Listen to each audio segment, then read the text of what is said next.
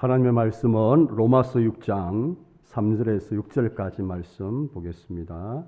신약성경 246페이지입니다. 로마서 6장 3절에서 6절까지 말씀 제가 봉독해 드리도록 하겠습니다. 무릇 그리스도 예수와 합하여 세례를 받은 우리는 그의 죽으심과 합하여 세례를 받은 줄을 알지 못하느냐. 그러므로 우리가 그의 죽으심과 합하여 세례를 받음으로 그와 함께 장사되었나니 이는 아버지의 영광으로 말미암아 그리스도를 죽은 자 가운데서 살리심과 같이 우리로 또한 새 생명 가운데서 행하게 하려 함이라. 만일 우리가 그의 죽으심과 같은 모양으로 연합한 자가 되었으면 또한 그의 부활과 같은 모양으로 연합한 자도 되리라. 우리가 알거니와 우리의 옛사람이 예수와 함께 십자가에 못 박힌 것은 죄의 몸이 죽어 다시는 우리에게 죄에게 종노릇하지 아니하려 함이니. 아멘. 할렐루야. 오늘은 성경의 말씀을 따라서 우리 교회에서 세례식을 행하는 날입니다. 이 자리에는 이미 세례를 받으신 분이 계시죠? 세례를 받으신 분도 계시고 또 받지 않으신 분도 계십니다. 또 오늘 세례를 받으신 분도 계신데요.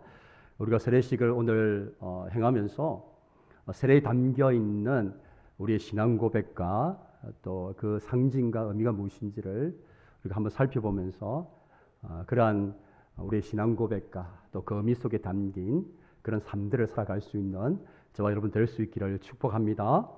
먼저 우리가 세례의 의미를 우리가 공부할 때에 세례에 대해서 반드시 알아야 할 한 가지 사실이 있습니다. 여러분, 세례는 우리의 구원의 방법은 아닙니다. 우리 한번 따라서 하겠습니다. 세례는 구원의 방법이 아닙니다. 이 말은 우리가 세례를 받는다고 해서 우리가 구원을 받는 것을 의미하는 것이 아닙니다. 여러분, 우리가 어떻게 구원을 받을 수 있습니까? 구원을 받을 수 있는 방법은 one way, 오직 한 길, 예수 그리스도를 믿는 믿음밖에 없습니다. 여러분 아멘이시죠? 여러분 신천지 아무리 믿어도 소용없어요. 요즘 우리 교회도 보니까 신천지에서 유인물을 막 이렇게 놓고 가는데 다 부질없는 짓이에요. 오직 예수 그리스도를 믿는 믿음만을 가지고 우리가 구원을 받을 수 있습니다. 세례는 우리의 구원의 방법이 아닙니다. 자, 그러면 우리는 왜 세례를 받아야 할까요? 세례가 우리의 구원의 방법이 아니라면, 우리가 세례를 받는다고 해서 우리가 구원을 받는 것이 아니라면 왜 저와 여러분은 세례를 받아야만 할까요? 여러분, 우리가 이 세례에는 중요한 하나님에 대한 우리의 신앙 고백과 또 상징과 이 의미가 이 세례 속에 녹아져 있습니다. 다시 말하면 우리가 예수님을 믿으면 우리 가운데 놀라운 일들이 일어나요. 여러 가지 설명할 수 있는데 오늘 세례와 관련해서 예수 믿는 우리에게 일어나는 놀라운 일은 예수님과 우리가 연합하는 것입니다. 놀라운 거예요. 우리 한번 따라서 하겠습니다. 예수님과의 연합. 우리가 예수님을 믿고 많은 것들이 있는데 이 많은 것들을 하나로 묶으면 예수님과의 연합이에요. 예수님과의 연합. 그러니까 오늘 우리가 세례를 받는 그 중요한 의미 속에는 우리가 예수님과 연합되었다. 연합되었단 말은 in Christ, 예수 그리스도 안에 우리가 있게 되었음을 의미하는 거예요. 또 다른 말로 with Christ, 예수 그리스도와 함께하는 거예요.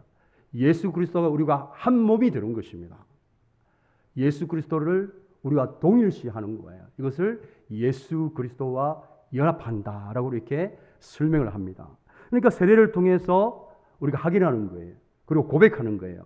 아, 내가 예수 그리스도와 연합된 사람이구나. 내가 예수 그리스도 안에 있는 사람이구나. 내가 예수 그리스도와 함께 사는 사람이구나. 그것을 확인하고 그러한 신앙 고백을 하고 그러한 삶에 맞는 삶을 살기로 결단하는 것이 바로 세례에 담겨져 있는 아주 중요한 우리의 신앙 고백이요, 상징이요, 의미입니다. 그래서 예수님과의 연합, 이 속에는 아주 중요한 세 가지 의미가 숨겨져 있어요. 우리가 받는 세례는 이 중요한 세 가지 의미가 있습니다. 자, 첫 번째 의미는 세례는 옛사람의 죽음을 상징합니다. 우리 함께 따라서 하겠습니다. 옛사람의 죽음. 그러니까 예수님과 연합했다는 말은 제가 말씀드린 것처럼 예수님과 나를 동일시하는 거예요. 그러니까 예수님께서 십자가에서 죽었다는 것은 그때 누가 죽었다는 거예요? 예수님의 십자가와 함께 누가 죽었다? 내가 죽었다는 거예요. 이게 연합되었단 말의 의미예요. 실제로 내가 죽지는 않았잖아요. 그죠? 예수님이 십자가에서 죽었고 나는 죽지 않았어요. 그러나 예수님이 십자가에서 죽으셨을 때 나도 그 십자가에서 함께 죽었다라는 의미가 담겨져 있는 것입니다. 원래 이제 세례를 받을 때 그 의식이 물속에 깊이 잠겨요. 이걸 세례란 말을 말 그대로 풀면 물로 씻는 예식입니다. 정결하게 하는 예식이에요. 근데 이 헬라어 이 세례를 의미하는 이 밥티조라는 단어의 의미가 어떤 뜻이냐면 물속에 잠기다, 더 나아가서 익사시키다 이런 말이 있습니다. 여러분 우리가 물속에 들어가면 어떡합니까? 저는 수영을 너무너무 잘해요. 제가 남해 출신이잖아요. 제가 군대에 있을 때 막 이제 도시에서 수영을 배운 사람들이 저를 물을 먹이려고 막 밑에서 끌어당기더라고요. 4명이서. 근데 제가 다 4사람 다 물 다 먹였어요. 저는 이렇게 물이 잔잔한 곳에서는 재미가 없어서 수영을 못 합니다. 파도가 높이 치고 이런 곳에서 수영을 제가 즐겨하는 사람입니다. 모르셨죠? 네. 저같이 수영을 잘하는 사람은 물속에 들어가는 것이 편안해요. 자, 그런데 수영을 전혀 못하시는 분은 물속에 들어가는 것 자체가 어떤 걸 의미해요? 아, 내가 죽는구나. 느끼는 거죠. 그래서 이제 세례를 받을 때 물속에 이렇게 푹 잠겨요. 원래 침례교에서는 그렇게 해요. 제가 이제 이스라엘 요단강에서 세례를 베푸는 것을 봤는데 진짜 요단강에서 사람 있잖아요. 물속에 확 이렇게 잠그게 해요. 그리고 다시 끄집어냅니다. 그러니까 물속에 들어가면서 느끼는 거예요. 아, 내가 이제 죽었구나. 그러니까 예수님과 함께 죽은 거죠. 예수님은 십자가에서 함께 죽었는데 나는 물속에 들어가면서 아, 내가 예수님과 함께 죽었구나. 내 옛 사람이 죽었구나 하고 느끼는 거예요. 자, 그래서 오늘 이제 3절 말씀 보면 그리스도 예수와 합하여 세례를 받은 우리는 그의 죽으심과 합하여 세례를 받은 줄을 알지 못하느냐. 이렇게 말씀을 하는 거예요. 우리가 받는 세례는 내가 예수님과 함께 죽었다 하는 그런 상징이 담겨져 있습니다. 뿐만 아니라 이제 우리가 계속해서 볼 것은 오늘 6절 말씀에서 이렇게 말씀해요. 우리 6절 말씀 같이 읽겠습니다. 우리가 알거니와 우리의 옛사람이 예수와 함께 십자가에 못 박힌 것은 거기까지예요. 우리의 옛사람이 십자가에서 죽은 거예요. 누가 죽었는가? 우리의 옛사람이 죽은 거예요. 여러분 이 옛사람이 어떤 사람입니까? 자신이 자신의 인생의 주인이 되어서 자신 속에 있는 죄의 본성을 따라서 마음대로 사는 사람을 옛사람이라고 그래요. 근데 이 옛사람이 죽었다는 거예요. 그러니까 우리가 예수 믿기 이전에는 어떤 사람이었습니까? 옛사람이었어요. 자신이 자신의 인생의 주인이 되어서 죄의 본성을 따라서 그렇게 마음대로 살았던 사람이 옛사람이에요. 우리 모두 다 그렇게 살았어요. 근데 예수님을 믿고 난 이후에 우리 가운데 어떤 일이 일어났습니까? 나는 이제 죽었다. 내가 주인 되어서 내 마음대로 죄의 본성을 따라서 살았던 옛사람은 죽었다. 이걸 이제 내가 신앙 고백하는 거예요. 세례를 받을 때마다 또 이미 세례를 받으신 분들이 세례 예식에 이렇게 같이 이렇게 동참하면서 뭡니까? 내가 죽었다. 내 옛사람이 죽었다. 내가 주인 되었던 삶, 내 마음대로 살았던 삶, 하나님의 말씀을 따라서 살았기보다는 죄의 본성을 따랐던 삶이 그 옛사람이 죽었다. 그 신앙 고백이 담겨져 있고 그것을 확인하고 다시 한번 그렇게 살기로 결단하는 것입니다. 옛사람은 죽었다라는 거죠. 자, 두 번째 의미가 있습니다. 세례는 새로운 피조물이 되었음을 의미합니다. 우리 함께 따라서 하겠습니다. 새로운 피조물. 첫 번째 의미는 옛사람이 죽은 거예요. 예수님이 십자가에 죽을 때. 근데 예수님과 연합했다는 말은 예수님과 동일시했다는 말이잖아요. 예수님이 십자가에 죽은 것처럼 우리의 옛사람이 죽었고 예수님이 죽고 그걸 끝났습니까? 어떻게 했습니까? 예수님께서 다시 살아나셨어요. 부활하셨어요. 그런 것처럼 우리가 새로운 생명 가운데 살아나게 된 것입니다. 그것을 4절에 이렇게 이야기하고 있습니다. 같이 읽겠습니다. 그러므로 우리가 그의 죽으심과 합하여 세례를 받았으므로 그와 함께 장사되었나니 이는 아버지의 영광으로 말미암아 그리스도를 죽은 자 가운데서 살리심과 같이 우리로 또한 새 생명 가운데서 행하게 하려 함이라. 우리로 새 생명 가운데 행하게 하려 함이라. 우리의 옛사람은 옛 생명은 죽은 것이죠. 대신에 예수 그리스도가 다시 부활하신 것처럼 우리가 새 생명으로 다시 살아난 거예요. 새로운 피조물이 되었다는 말입니다. 그래서 이제는 더 이상 우리는 내 인생의 주인이 내가 아닌 거예요. 이제는 더 이상 우리는 나의 본성을, 죄의 본성을 따라서 살지 않습니다. 이제는 더 이상 내 마음대로 살지 않습니다. 어떻게 살아야 됩니까? 그것을 갈라디아서 2장 20절에는 이렇게 말씀하고 있습니다. 다 함께 읽겠습니다. 내가 그리스도와 함께 십자가에 못 박혔나니 그런즉 이제는 내가 사는 것이 아니라 오직 내 안에 예수 그리스도께서 사신 것이라. 거기까지요. 이제 나는 죽고 누가 산다고요? 예수 그리스도께서 사시는 거예요. 그러니까 이제 내 삶의 주인이 예수 그리스도십니다. 이제는 더 이상 내가 주인 되면 안 되는 삶이죠. 이제는 더 이상 내 마음대로 살 수가 없습니다. 주인 대신 주님의 뜻대로 살아야 돼요. 이것이 바로 세례에 담겨 있는 우리의 신앙 고백이요 상징입니다. 이제 나는 새로운 피조물이 되었다.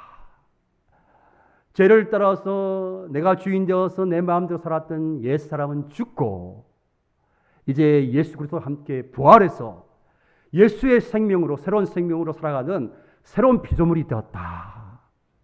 이 신앙 고백과 상징을 이 세례 속에 담겨져 있는 거예요. 저와 여러분은 이제 더 이상 내가 주인 되어서 살지 않겠다. 이제 더 이상 우리 인간의 이 육체의 욕심을 따라서 살지 않겠다. 이제 더 이상 내 마음대로 살지 않겠다. 우리가 세례를 받을 때마다 확인하고 또 그렇게 우리의 신앙 고백을 따라서 그렇게 결단하는 것입니다. 자, 세 번째 이 세례의 의미가 있습니다. 세례는 우리가 한 가족이 되었음을 의미합니다. 우리 함께 하겠습니다. 주님 안에서 한 가족. 여러분, 우리가 요한복음 15장 5절 말씀 보면 아주 우리가 잘 아는 말씀이 있잖아요. 나는 포도나무요 너희는 가지니라고 되어 있어요. 그러니까 세례는 우리가 예수님을 믿음으로써 우리가 예수님 앞에 접붙임을 당하는 거예요. 우리 원래 이제 생명이 접붙이는 것 보면 이게 생명이 없는 거잖아요. 생명이 없는 어떤 것을 생명이 있는 나무에 접붙임을 하면 어떻게 됩니까? 생명이 있는 존재로 바뀌게 되는 거예요. 그러니까 우리가 죄로 인해서 죽었던 우리가 예수 그리스도에게 접붙임을 당해서 새로운 생명을 잊게 된 거잖아요. 그러면 이 예수님이라는 포도나무 대신 이 포도나무에 가지는 한 개입니까? 두 개입니까? 몇 개입니까? 여러 개의 가지가 있어요. 이 포도나무에.